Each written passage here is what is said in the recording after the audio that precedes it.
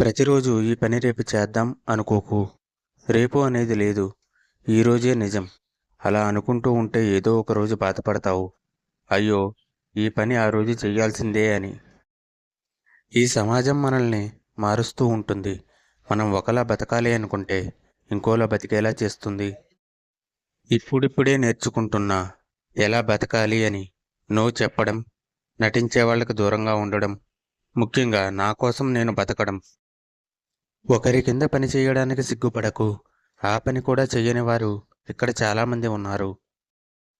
విధి 1000 తలుపులు మూసినా కూడా మన ప్రయత్నం కనీసం ఒక్క కిటికీ అయినా సరే తెరుస్తుంది. అందరి జీవితంలో అనుకున్నవన్నీ దొరకవు. దొరికిన వాటితో సర్దుకుపోవాలి. సమాజంలో అర్హత ఉన్నవాడికి అవకాశం ఉండదు. ఆస్తి ఉన్నవాడికి అర్హతతో పని లేదు. ఈ కష్టం తీరిందిరా అనుకునే లోపు ఇంకో కష్టం నా కోసం ఎదురు చూస్తుంది. ఆత్మవిశ్వాసం ఉండాలి కానీ ఎదుటివాడిని తక్కువ అంచనా వేసేంత ఉండకూడదు.